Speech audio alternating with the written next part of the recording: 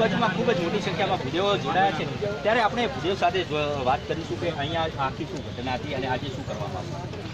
આ ઘટના આજથી 20 દિવસ પહેલાં બની હતી, જેમાં આ તમે જે હોસ્પિટલ જોઈ રહ્યા છો એના ઓનર મુકેશે અમારા ભાઈશ્રીને નોકરી છોડી દીધી હતી અમારા ભાઈએ, અને એ પછી એમને પગારને લઈને કોઈ બોલાચાલી રહેતી હતી, તો દગો કરીને બહાર જવાનું કહેવાના બહાને એમનો માણસ કંઈક માવજી કરીને છે એને ઘરે લેવા મોકલ્યો અને અહીંયા લઈને એમને ઢોર મારી નાખવાનો આવ્યો, અને એમનો પ્રયાસ એને મારી નાખવાનો જ હતો, પણ લાસ્ટ ટાઈમ એમનો પાછળ એમને દીકરા આવી ગયા, એના લીધે એ અમારા ભાઈ શ્રી ભાવેશભાઈ બચી ગયા. 19 દિવસ કોમામાં હતા, કાલે એમને સારું થોડું ભાન આવ્યું છે.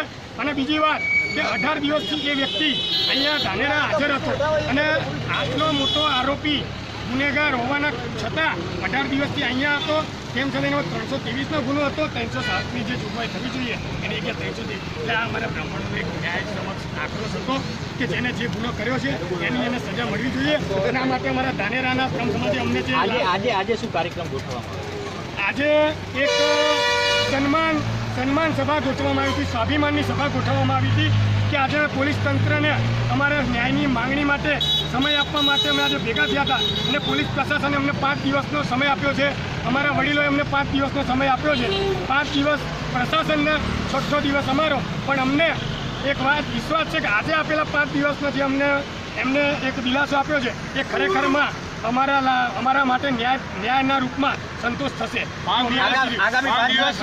આગામી 5 દિવસની અંદર જો આપને સફળતા ન મળી તો શું થશે? આનું ઉગ્ર આંદોલન થશે કે કદાચ કોઈ ભૂદેવને ઓળખ્યા નથી એ ઓળખાણ થશે તો ભૂદેવ શું વસ્તુ છે આ પૃથ્વી પર